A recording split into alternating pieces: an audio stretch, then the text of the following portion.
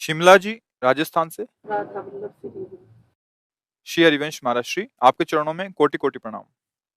महाराज जी, मेरा प्रश्न ये है कि बीमार हो जाती हूँ तब पूजा माला सब छूट जाता है। महाराज जी, उस परिस्थिति में कैसे नाम जप माला का नियम पूरा हो? माला की क्या जरूरत है? राधा राधा राधा। बीमार हो जाए तो बढ़िया भजन होता है। एक तो शरीर में कष्ट है और दूसरा आप कोई सेवा नहीं करनी है, तो राधा राधा राधा राधा पुकार रहे पड़े पड़े उनको। किसी भी स्थिति में भजन नहीं छोड़ना है। बीमार से स्वस्थ हो जाओगे या मर जाओगे, दोनों मार्ग हैं। थोड़ी दिन के लिए स्वस्थ भी हो सकते हो, फिर मर भी सकते हो। तो पता नहीं हम मरण वाली लाइन पर आ गए हैं। खुली बातें हैं, पता नहीं मृत्यु कितनी क्षण में आने वाली, तो हम उसका स्वागत करें। राधा राधा राधा राधा राधा। माला से भगवत प्राप्ति नहीं होती, नहाने धोने से भगवत प्राप्ति नहीं होती। बात समझना, शरीर स्वस्थ है नहा धो, नियम है। शरीर अस्वस्थ है, पड़े रहो, जो मिले पेट में डाल लो, राधा राधा राधा राधा राधा राधा। दवाई मिले दवाई पालो, नहीं मिल रहा तो श्री जी को पुकार पुकार के रो, मेरा कोई नहीं, काम बन जाएगा। सब दवाओं में जो शक्ति वो भगवान के नाम से ही है। अगर नाम जपोगे तो बिना दवा के भी ठीक हो जाओगे, और ये नहीं ठीक होगा तो भवरोग ठीक हो जाएगा, प्रभु मिल जाएंगे। उज्जवल शर्मा जी, महाराज जी आपके चरणों में कोटि कोटि प्रणाम। गुरुदेव भगवान, कार्य करते समय मंत्र से अधिक ध्यान पूर्वक नाम जप करते बनता है। प्रश्न ये है कि सत्संग में मैंने सुना है कि स्वरूप मंत्र से ही प्राप्त होता है, नाम का फल मंत्र है। संशय ये आता है कि क्या कार्यरत रहते हुए भी मंत्र ही करना चाहिए, भले ही कम ध्यान फल पूर्वक हो? पर दृष्टि रखना छोड़ दो। कर्मण्ये वाधिकारस्ते मा फलेषु कदाचन। हमको सबसे बड़ा फल ये देखना है कि आराध्य देव से मन जुड़ा हुआ है कि नहीं। बातें देखनी, हमारी जिह्वा, हमारी श्रवणेन्द्री, हमारी प्रत्येक चेष्टा आराध्य देव से जुड़ी हुई कि नहीं, हमें ये फल चाहिए। जिसका लक्ष्य अखंड स्मृति होता है वो इन सब बातों को नहीं देखता। वो देखता है हम पद गा रहे हैं तो उनका गा रहे हैं, सेवा कर रहे हैं तो उनकी कर रहे हैं, नाम कर रहे हैं तो उनका कर रहे हैं, नृत्य कर रहे हैं तो उनके लिए कर रहे हैं, व्यापार कर रहे हैं तो उनके लिए। उनसे जुड़ना परम मंगल है, संसार से जुड़ना परम हानिकारक है। मत मेन चीज समझनी, पॉइंट पे रहोगे तो कभी दुख नहीं होगा। नहीं तो वाचिक जपने से 100 गुना फल उपांशु में है, उपांशु जपने से 1000 गुना फल मानसिक में। मानसिक होता नहीं तो खत्म हो गया भजन। हम अगर फलों की तरफ दृष्टि रखेंगे तो हमारा भजन सही नहीं हो पाएगा। हमें दृष्टि रखनी आराध्य देव से चित्त जोड़ना है।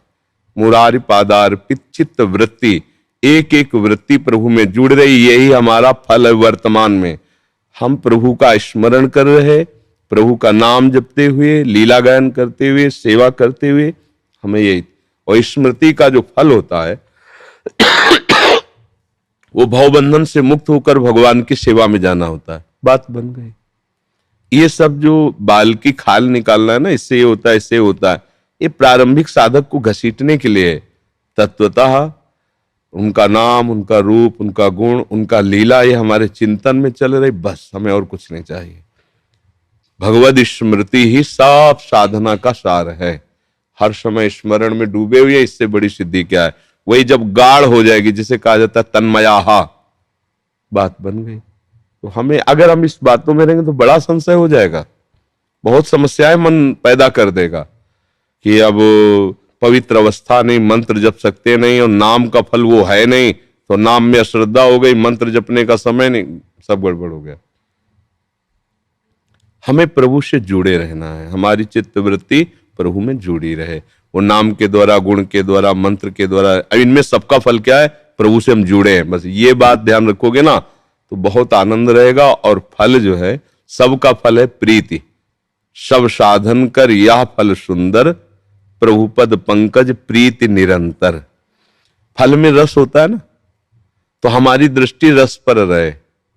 रस है प्रिया प्रीतम प्रभु है। अगर फल पर दृष्टि रहेगी तो बड़ा विक्षेप होगा, इसका फल ये होता है, इसका फल ये होता है, इसका अब ये करना चाहिए, हो नहीं रहा है, क्या करें, परेशान।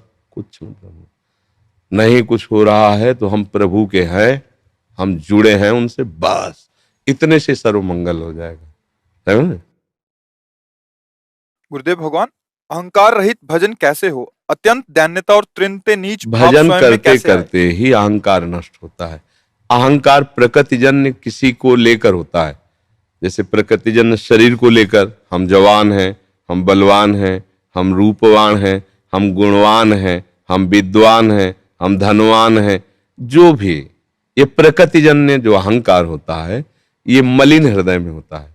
जब मन निर्मल हो जाता है तो अहंकार रहित हो जाता है।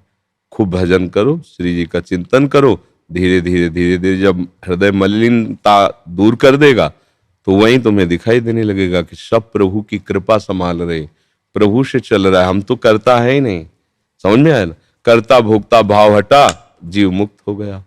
ये बात, ये किसी क्रिया से नहीं जाता अहंकार। मान लो आप 10 वर्ष केवल फल खा के रहे तो और पुष्ट हो गया, ये 10 वर्ष से हम फलाहारी, अहंकार और पुष्ट हो गया, वो नष्ट नहीं हुआ। हम 14 वर्ष से एक पैर केवल खड़े हैं, वो और पुष्ट हो गया। हम मौनी हैं, वो और पुष्ट हो गया। बस ये सूक्ष्म बात है। अब कुछ अच्छा नहीं लग रहा तो क्या बोले? अब जीना भार हो रहा है प्रभु के बिना। ये स्थिति, ये प्रीति है, ये प्रदर्शन में नहीं आती, हृदय का ये विषय होता है। और सुमिरन से प्रीति होती है। सुमिरन करो, उनका लीला गायन करो और संत महापुरुषों के वचनों को सुनते रहो, मार्ग प्रशस्त हो। इंदिरा पांडे जी, जय श्री राधे। हे प्रभु, पहले सुना था कि गुरु मंत्र बिना पूजा पाठ सब बेकार है। महाराज जी, अभी गुरु मंत्र से पहले जो भी पूजा पाठ किया उसका क्या होगा? किसने कह दिया गुरु मंत्र के बिना पूजा पाठ बेकार है? हर कर्म अपना फल देता है, फिर पूजा पाठ कैसे बेकार हो जाएगा? जिसने कहा गलत बात कही, ऐसा नहीं है। हाँ, गुरु की कृपा के बिना मोक्ष प्राप्त होना या भगवत साक्षात्कार होना ये दुर्लभ है। पूजा पाठ व्यर्थ हो जाएगा, ऐसा कैसे हो सकता है? जब यहाँ पाप कर्म करो तो वो फल दे देता है, फिर तो पुण्य कर्म क्यों फल नहीं देगा? ये गलत बोला, जिसने भी तुम्हें बोला गलत बोला, ये सिद्धांत नहीं है, ऐसा सिद्धांत नहीं। हाँ, जब भगवत प्राप्ति की बात आएगी तब ये हो जाएगा कि बिना गुरु चाहे शिव विरंच सम होई, बिन गुरु भवनिधि तरे न कोई। ये बात तो सिद्धांत में आती कि गुरु कृपा करके वो सूत्र, वो युक्तियां देते हैं, वो महिमा में मंत्र देते हैं, जिससे हमारा अज्ञान अंधकार नष्ट हो जाता है और हम उस ज्ञान के प्रकाश में देख पाते हैं कि हम भगवान के स्वरूप हैं, भगवान के अंश हैं। ये बातें आगे की हैं। पर पूजा पाठ व्यर्थ हो जाता है, ऐसा है, सब गलत बात है। पहली बात तो सोचना ही नहीं। अच्छा, अब दूसरी बात, जब हम नाम जप करते हैं, पूजा करते हैं, तो भगवान कृपा करके उसका फल ये दे देते हैं कि वो अपना मार्ग देते हैं। जैसे आप वृंदावन आए, संत समागम करे, ठाकुर जी के दर्शन करे, ये आपकी पूजा पाठ का फल है। भगवान ने कृपा करके फल दिया, अब इसका फल आगे और बढ़ेगा।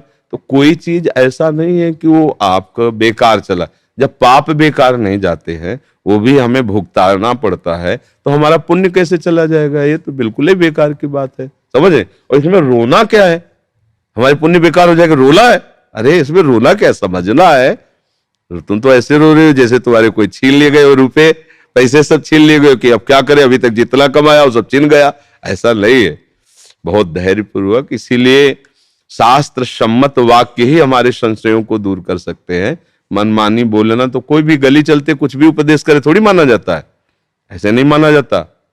पहले देखा जाता है कि जिससे हम उपदेश सुन रहे हैं उसमें बात है कि नहीं है, आचरण है कि नहीं है, जीवन है कि नहीं है। ऐसे थोड़ी कि बेमतलब की बातें उपदेश कर दे। फिर दंड का अधिकारी होता है, भगवान उसे दंड देते हैं। अगर गलत किसी को गुमराह करे तो भगवान फिर दंड देते हैं उसको, उपदेश देने वाले को। फिर उसकी दुर्गति हो जाती है। चाहे जितना पूजो, बाद में नालियों में पड़े मिलोगी तुम्हारी छवियां, तुम भी दोनों। अगर सही उपदेश नहीं दिया, सही आचरण नहीं किया तो दुर्गति हो जाएगी। क्योंकि ईश्वर है एक, सबके ऊपर है, सबको देख रहा है, हर समय देख रहा है। इसलिए ये बातें बिल्कुल गलत है कि हम पूजा पाठ करें और गुरु नहीं बनाए तो हमारा बेकार हो जाए, ऐसा नहीं है। जैसे आप देखो, वृंदावन आए तो आपको किसी से पता तो पूछना ही हुआ ना, वृंदावन किधर है, कहाँ जाना है। बस यही गुरु का काम होता है। भगवान कैसे मिलेंगे, क्या करें हम, वो गुरु आपको मार्ग बता देते हैं। वैसे ही चलो, भगवान मिल गए। मिले तो आपकी ही करनी से, मिले तो आपके ही भजन से, पर गुरु ने युक्ति बता दी, भजन बता दिया, मार्ग बता दिया। तो ये सब बहुत सुनना भी चाहिए, बहुत सोच समझ के। नहीं तो जैसे भोले भाले हैं, सुना वो परेशान हो रहे कि हमारा जो 10-20 रुपया की अगरबत्ती लगाई, 2-4 रुपया का लड्डू का भोग लो, सब बेकार चला गया, ऐसा मन में आता है। ऐसा बेकार नहीं गया, एक क्षण का भी किया हुआ पूजन भजन कभी व्यर्थ नहीं जाता। भगवान के प्रति किया हुआ कोई भी कार्य कभी व्यर्थ नहीं जाता है, ये बात समझ लो। बरखा जी दिल्ली से। श्री हरिवंश। कोटि कोटि वंदन महाराज जी। महाराज जी, हृदय में संताप क्लेश होता है जब चारों तरफ फैली मूढ़ता में आयु नाश होते जीवों को भ्रमित देखते हैं और अपने प्रियजन नजदीक में जो रहते हैं, अगर उनको समझाना भी चाहते हैं तो हमारा तिरस्कार करते हैं, मानना सुनना नहीं चाहते। पर हमें क्लेश होता है कि हम क्या करें उस परिस्थिति में। महाराज जी, हम उनको समझाना तो चाहते हैं। आप भी तो मूढ़ता में हो, दूसरों को मूढ़ देखकर आप संताप कर रहे हैं, तो आप भी तो मूढ़ता में हैं। आप कोई मूढ़ता से मुक्त हो गए क्या? एक गलत जगह खड़ा होकर के गलती को देख रहा है और एक गलती कर रहा है, बात तो दोनों की बराबर ही हुई ना। एक गलती करने में समय बर्बाद कर रहा है, एक गलती देखने में समय बर्बाद कर रहा है, दोनों एक ही गति को जा रहे हैं। मूढ़ता आप में भी है, मूढ़ता उनमें भी है। पहले आप अपनी मूढ़ता का त्याग करें तो बात समझ में आवे। अगर आप मूढ़ता का त्याग कर देंगे तो कोई मूढ़ है ही नहीं, एकमात्र भगवान सर्वत्र, खत्म हो गया खेल।